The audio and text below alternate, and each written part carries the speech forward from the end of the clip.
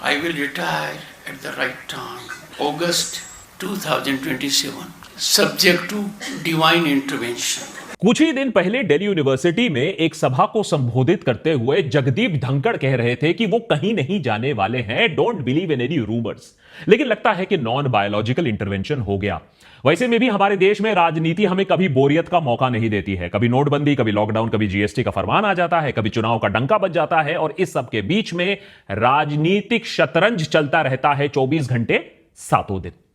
अब हुआ यूं कि 21 जुलाई सोमवार की शाम 6 बजे तक हमारे देश के उपराष्ट्रपति जगदीप धनखड़ अपने अगले दिन के कार्यक्रम को फाइनलाइज कर रहे थे। 2 दिन बाद एक दौरे का फैसला तक हो चुका था। उसी सुबह उन्होंने राज्यसभा को चेयर भी किया था। सत्ता विपक्ष दोनों को यह सलाह भी दी थी कि भैया देखो, आपस में मिल बांट के काम करो, इतना झगड़ा मत करो। कुछ भी आउट ऑफ द ऑर्डिनरी नहीं लग रहा था, लेकिन अचानक रात के 9 बजे उनके ऑफिशियल लेटर हेड पर उनका इस्तीफा देश के सामने आता है। इतना बड़ा प्लॉट ट्विस्ट कैसे? Nothing is going on record. Milord, record पर यह बात नोट की जाए कि उनके इस्तीफे के बाद, इतना बड़ा शॉक अनाउंसमेंट के बाद, बीजेपी के जो नेतागण थे वो खासा खामोश रहे। कांग्रेस ज्यादा बोल रही थी। प्रधानमंत्री मोदी जो टेक्सास में जब बाढ़ आ जाती है तब तुरंत ट्वीट कर देते हैं, क्रिकेट मैच जीतने पर तुरंत फोन लगा देते हैं, मेरे तक आवाज आ रही है। लेकिन इतने बड़े राजनीतिक भूकंप के बाद मोदी शांत रहते हैं, 15 घंटों तक शांत रहते हैं। उसके बाद एक अजीबोगरीब ट्वीट आता है उनके हैंडल से।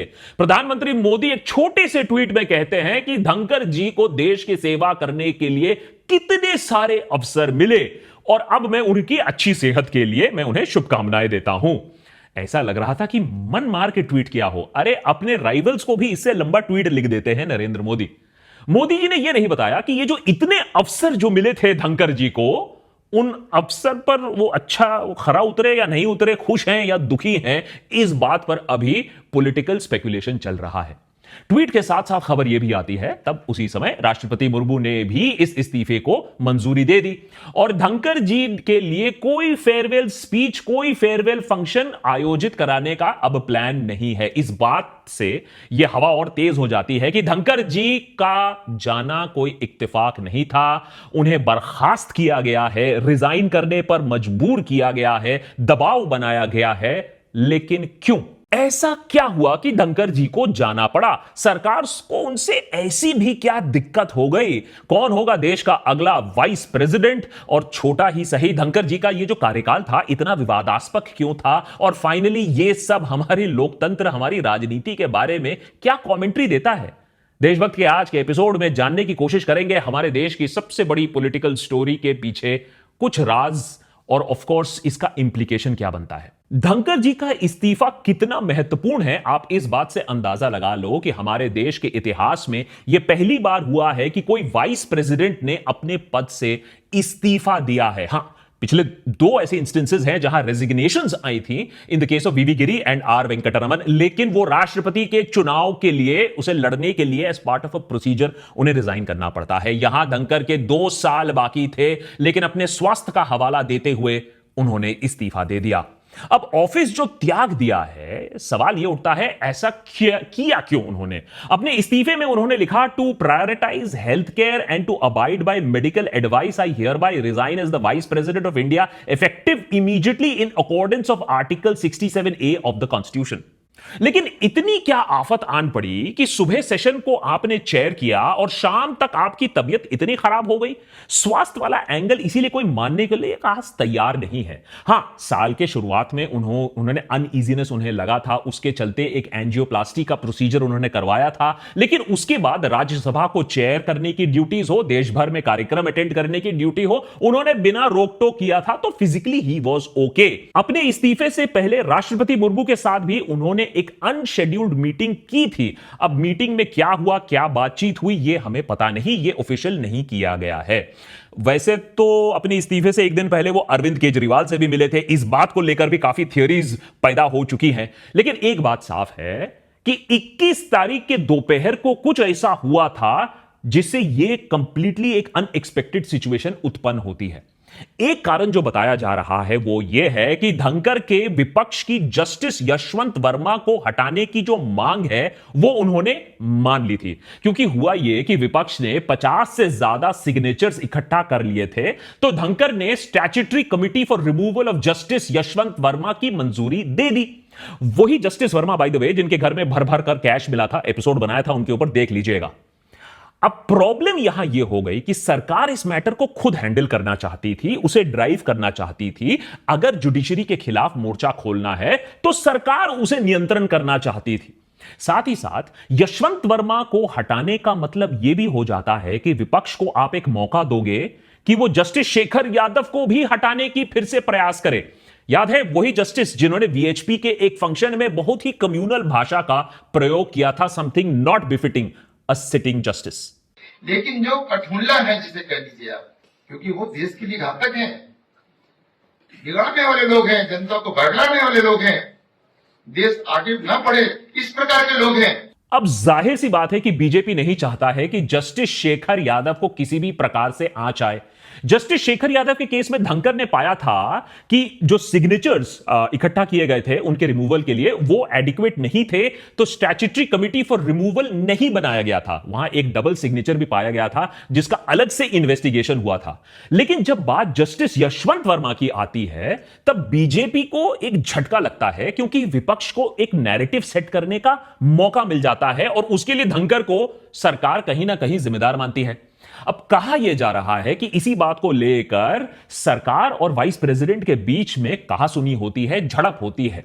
धनकर अपने पावर्स गिनाता है सरकार को, सरकार अपने एमपीज गिनाती है, इंपीचमेंट का एक कहीं ना कहीं थ्रेट आता है।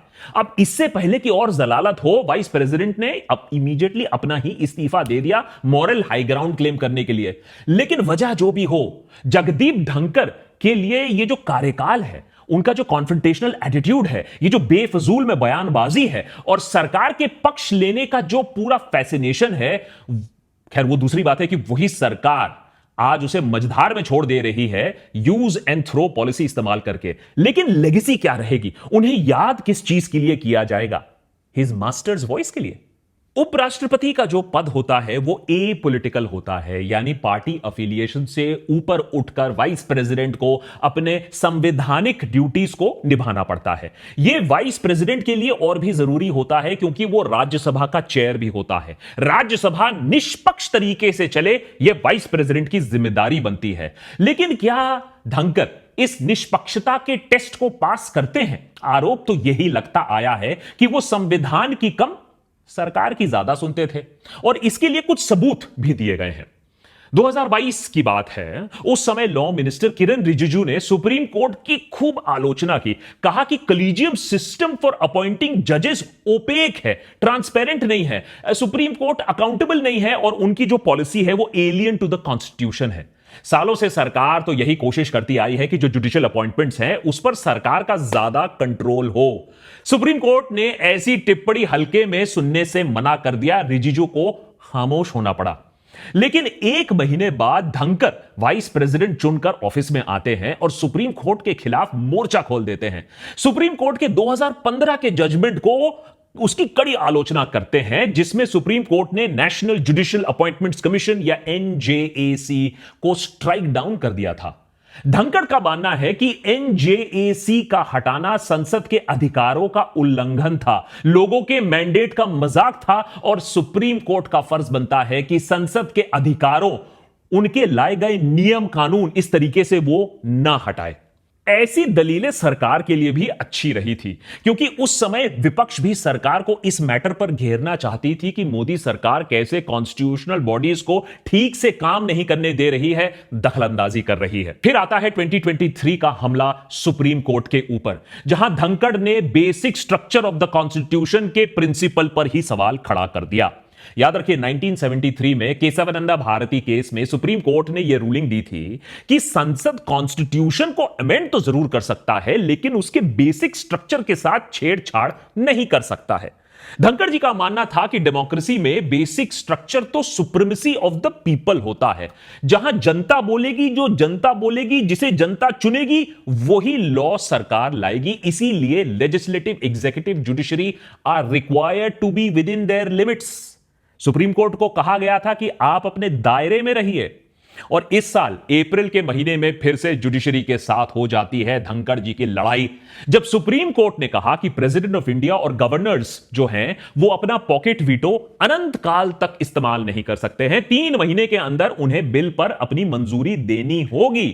धनखड़ जी फिर से भड़काए, दिल्ली यूनिवर्सिटी में एक स्पीच में बोले कि कॉन्स्टिट्यूशन में पार्लियामेंट के ऊपर कोई और अथॉरिटी है ही नहीं, वो इलेक्टेड रिप्रेजेंटेटिव्स हैं, वो तय करेंगे कि कॉन्स्टिट्यूशन में क्या होना चाहिए क्या नहीं होना चाहिए, और यह भी कि supreme court of India president of India को हिदायत नहीं दे सकती है।